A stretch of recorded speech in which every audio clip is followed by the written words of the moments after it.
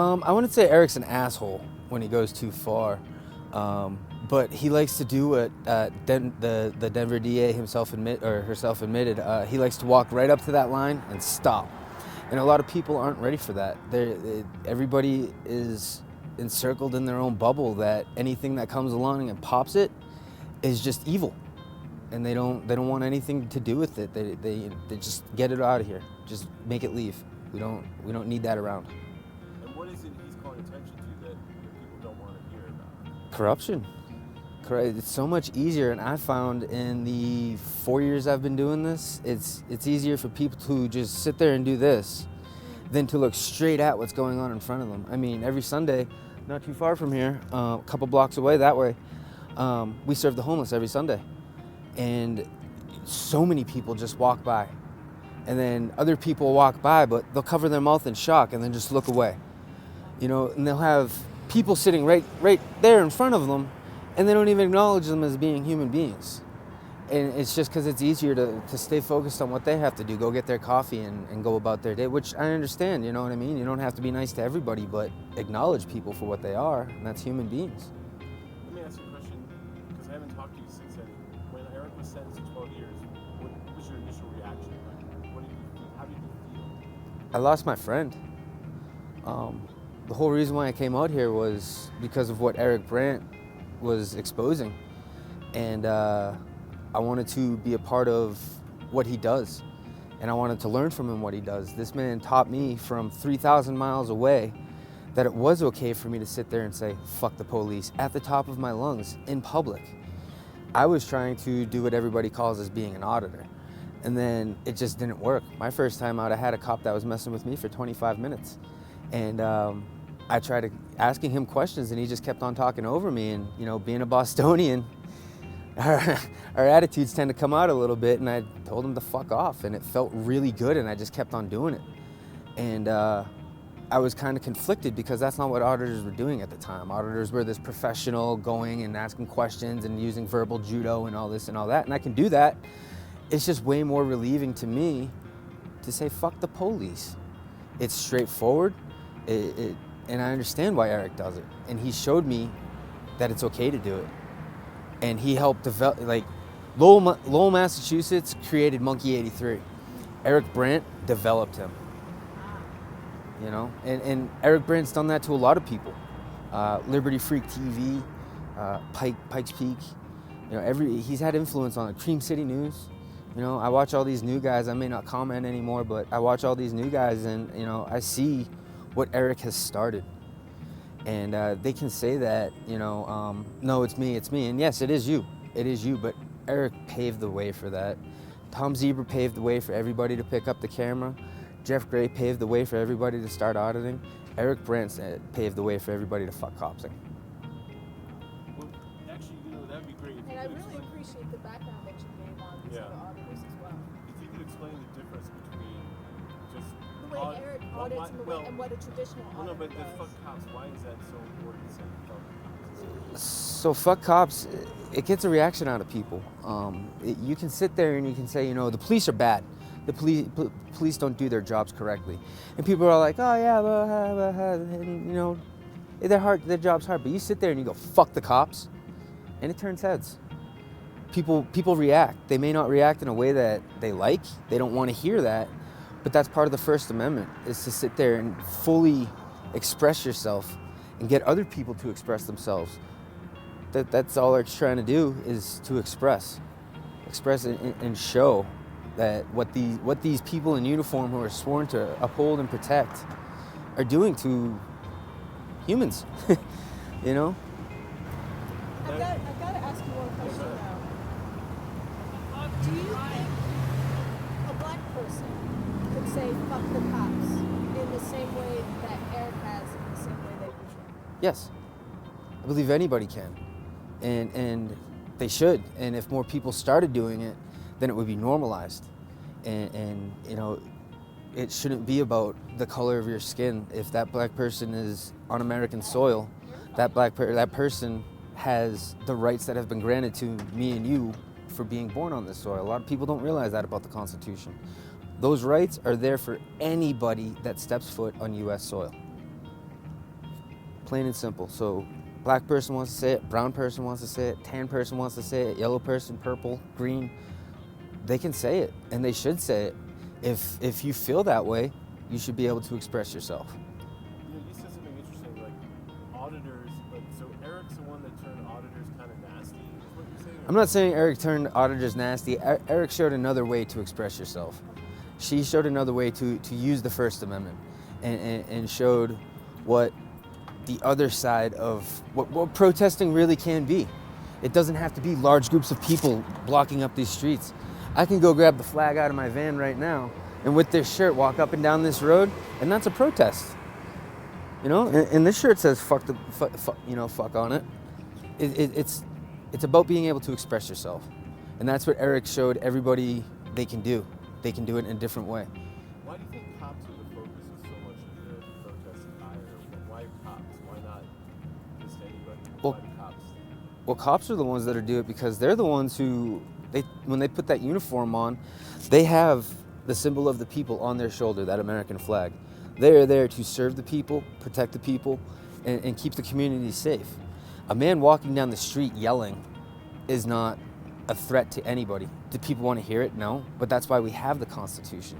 And when the police sit there and violate your constitutional rights, knowing you have the right to do that, it deserves backlash. When the police kill a person over a simple crime or a simple infraction like a taillight being out because they feared for their life, that is bullshit. When they right down the street from here, a man named Michael Marshall was killed, a 119-pound colored man. He was killed by Brett Garignani, a deputy within the jail. And when they did the official autopsy on this man, they said that his breastbone was pulverized. Brett Garignani weighs about 455 pounds. He crushed this man on video. And after 10 minutes of Michael Marshall's lifeless body sitting on the ground, he attempted CPR, and it failed. Obviously, the man has a crushed breastbone. I mean, he didn't know that, but you know, once a body's been there for 10 minutes, there's no oxygen in the brain. There's no, you know, very rare you're gonna bring it back. But they'd give him a life-saving award. Yeah, last time I checked, in order to get a life-saving award, you need to actually save a life, not end one. That's. Do you think that Michael Marshall case, because I know Eric, when I first met him and spoke with him, he mentioned Michael Marshall's death and he believed Brett Garignani was at his hands. Do you think that particular crime motivated him? I mean, Michael Marshall, I believe, was homeless at the time. Right? Michael Marshall was a homeless man, yeah. I don't remember what he was brought in for. I know he didn't deserve to die for it. You know, that's what I think. But I think Brett Garignani just didn't give a fuck, plain and simple. And that's why it's easy for me to say, fuck the police. That's why it was easy for Eric to say, fuck the police. In the same jail, not 3 years later, a woman gave birth and stayed in there for up to 10 hours before anybody even checked on her. Yeah, she just won $1.5 million for that. But that's supposed to be the ones that are taking care of us, you know, not only alone. Denver PD, they're still enforcing something that was deemed unconstitutional by a judge in a federal court, the urban camping ban. And they're still out there sweeping the homeless. You know, you go over to Lakewood, they're injecting people with ketamine to calm them down. Not 30 miles from here is Aurora, where they're killing friggin' people with ketamine. And then Lone Tree's an hour and a half away. Like, how are people, you know, not able to say fuck the police? You know, it's sad and disgusting. Even where I'm from, in Lowell, Massachusetts, crack city of fucking Mass, the abhorrent way they treated me for pointing a camera at them. They had 5 people come attack me on the street. Yeah, and then when I turned over the evidence to them, the next morning I found the SD card in my driveway. And when I went to go bring it to the detective, he says, "Oh, well, due to lack of evidence, we're not going to be able to proceed with the investigation." Yeah. But you have evidence in your hand, right? I tried giving it back to him, and he tried calling my credibility into effect. This is what they do to people that expose their bullshit. And there shouldn't be that bullshit. You work for us. You shouldn't be out there trying to find people committing crimes. You should wait. I mean, like, What the fuck, you know what I mean? Unless you fucking witness somebody stabbing somebody else, there really shouldn't be anything you do, or a car crash into each other. You know, you should be out there trying to help people. You shouldn't be out there trying to hurt people or ruin lives, make money for the city or the county or the state even. It's absolutely silly. Do you think that all this protest is leading to change? What kind of change? I think it's having some sort of change. I mean, Colorado just disbanded qualified immunity. So there's that going on. Numerous other cities across have disbanded qualified immunity. You know, since I've been out here, I've seen quite a bit of change in regards to me walking onto like this right here, walking around with the flags, being down on the 16th Street Mall serving the homeless. There's some sort of impact when it comes to the protesting. The problem is the impact isn't really with the police. The impact is having on the people. Karen Sodaro, she just had court the other day, and they had to call a mistrial because they couldn't find any jurors that were pro-police. The majority of them were anti-police. You know what I mean? So that's the effect that's having, and that's the effect we should be having, is the people need to start realizing we have the power. They're there for us. Unless we need them, they need to leave us alone. Regardless if we sleep on the sidewalk or we sleep in a high-rise apartment. Leave us alone. Do you think police literally try to interfere with people's lives and enforce inequality? I think some cops target people necessarily. I think some people target the homeless, or some police target the homeless, or target a certain group of people. But I think, yeah, in some sort of form, all police are trying to get everybody in the system for some sort of reason, because it's more money guaranteed. Would you, right now, what is going on in Denver? I mean, can you describe the situation in Denver? Because if I see homeless people everywhere. What's going on in Denver is the city doesn't give a shit. The people are starting to give a shit. The city doesn't give a shit. Like I said, there was a court case passed in 2019 by Judge Barajas in federal court in regards to the homeless sweeps and how they're unconstitutional per the 8th Amendment. You can't punish people for not having a home. And that's what the city is essentially doing. They'll wait for snowstorms to come in, and then they'll launch these sweeps and take everybody's tents away and all their warmth. And they bring them to these areas where it's really hard for them to get to, and they have 2 weeks to get it out or it gets destroyed. It's just a silly system that they, and they claim they're trying to help. They were also supposed to provide public bathrooms, and there's like 2 or 3 of them, but they're constantly moved. They don't leave them there long enough for people to know where they are. They move them twice a week or 3 times a week or something like that. So nobody ever knows where they are. How bad is the homeless problem? So there's 32,000 homeless in the city and county of Denver. That's about the size of a small town or a large town. The town where I'm from in Massachusetts, we had a little bit over 38,000. So that's a ridiculous amount of people, and there's land for them. There's places for them to go, but the city won't grant the area. There's plenty of open fields where they can build tiny homes for them or let them set up their tents, and it would be easily consolidated, and there's plenty of advocates around here for them. I mean, Denver Homeless Out Loud is a great homeless advocate organization in downtown Denver. They're at every single sweep. Anna Cornelius is there. It's okay. So in 2019, on June 2nd in 2019, I was arrested at Union Station for they're claiming I was trespassing and disturbing the peace with Liberty Free TV for protesting the way the downtown Denver Business Partnership and Denver PD treats the homeless. And we were on public property the whole time. And 2 years later, they're still trying to prosecute. My motions hearing the other day was to show that it was a First Amendment protected act. And we had the arresting officer, Sergeant Lee Ingersoll, on the stand. And he straight up said that he wasn't sure if where I was filming, but he was pretty sure I was filming to the Occupy Denver website. I wasn't. I was live streaming to YouTube. The video's on YouTube.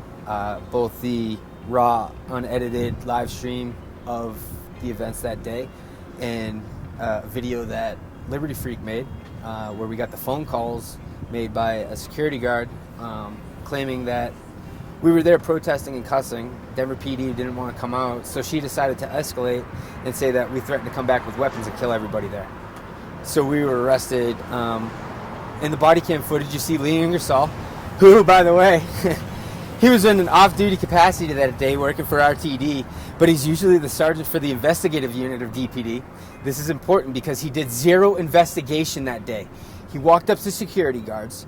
He asked them, is this what they've been doing the whole time? The security guards go, yeah, and cussing. And then walked up to us and told us we were under arrest. No investigation whatsoever. Just talked to security guards. And he straight up admitted in my motion the other day he was working off the call from dispatch. There was no call from any civilian that was there. It was a call from Allied Security. Now, since you were live streaming this, don't you have video evidence that you can show that would show that you did not make any direct threats against a bodily harm against any individuals? Oh yeah, my video hasn't been, so the public defender that I got, or the alternate ADC that I got very first time was Larry Bailey. He didn't do anything on my behalf. The second attorney I got, he was actually working for me, and then he got appointed to a judgeship. And this new attorney that's working for me, this is actually the most that's been done in the 2 years that this case has been going on. At one point, they were just going to bring me to trial pro se because the public defender's office wouldn't give me a public defender because I wouldn't answer a question per Chief Directive 0404. And I even have the judge on record saying that I need a law degree to understand the word exempt.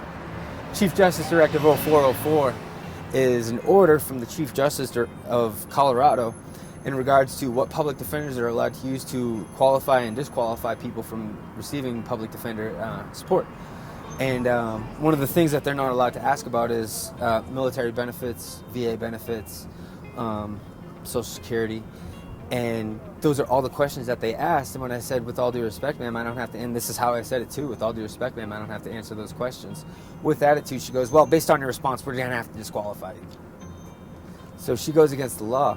Eric Brandt had... The reason, and just so that people understand, is the reason why they were... Blue Lives Murder! Sorry. No problem. The reason why they wanted to answer those questions was to determine your economic status, whether or not you deserve a public defender. Is that why they wanted to ask? Yes, so there's a certain cap that you're allowed to make in order to qualify for a public defender, and it has to be under, I believe, 20 grand. And at the time, I was indigent. I could prove my indigence. I have a Georgia driver's license. I have a vehicle that's registered in South Dakota. So, you know, they don't know anything about me. I didn't have work at the time. Now I'm working, but you know that doesn't affect anything. Can't affect anything. I was indigent when the charges were brought on, and they look for any reason to not help people. You know, you either make too much or you make too many things that there are too many things that can disqualify you. Whatever happened to a public defender defending the public? Why get out of the work? You know, Eric Brandt has a video on his channel of the state public defender's office head secretary straight up admitting that she doesn't have time to read this Chief Justice directive because it doesn't pertain to her job. It pertains directly to her job. Like, what the fuck is wrong with these people? You know? So you and Abby are in front of Union Station? Yes. And what exactly is it that you're doing that made Allied Security unable to call on? So Abby had a bullhorn, and he was talking about how the Downtown Denver Business Partnership treats the homeless, and how they've made it illegal with the urban camping ban for people to sit down. They can't even go use public restrooms, and Denver police enforce this unconstitutional law, and at the time it hadn't been deemed unconstitutional, but I mean, come on. How can you not see it as unconstitutional? And somebody complained to the security guards because we kept on saying the word fuck. Fuck the police. Fuck the Downtown Denver Business Partnership. And one of the security guards, Keola Slater, she was a lieutenant for Allied Security, she tried telling us to leave public property. On page 14 of the manual for Winku Plaza, which is part of Union Station, it shows where public and private property begin and end. And where me and Abby were the entire time was public property. Not once did we step foot on private property. On top of this, where we were is connected to an Amtrak station, which is public. So they have, what they're doing is they're reaching. They're reaching because me and Abby filed a civil lawsuit. And we're suing the city and county of Denver. We're suing the RTD. We're suing Allied Security. And we're suing Denver PD. We're also suing all individuals involved in their individual capacity. Where's your van? My van's right around the corner. What if this doesn't go your way in court? What are you possibly facing? What's Abby facing? We're facing up to 3 years, I believe. I'm not exactly. I think it's 3 years. Or a fine up to $1,500. But either way, it's open shut. I mean, any juror, and I got my rights for a jury trial. I paid the $25 like that day. Any juror that has half a sense will see that there was no crime being committed. There was no trespassing. Nobody was threatened. There was no weapons. It was just all a bunch of hoopla. It was just to silence people that were exercising their rights and exposing corruption. Aren't you worried that if the private security person was willing to lie to dispatch, they'd be willing to lie in court as well? Oh yeah. Here's the thing though, is we have those calls, and in the call you can actually hear me yelling at her, telling her to go back in the building. And we were able to take her phone call and interlace it over the video so you can actually hear what's being said 10 minutes before and 10 minutes after. The whole video is 20 minutes. There's no threats, and neither one of us have weapons, not even a knife. And in the city, county of Denver, you're allowed to have a 3.5-inch blade on you concealed. So, we didn't even have that. Yeah, so where's your van? My van's around the corner.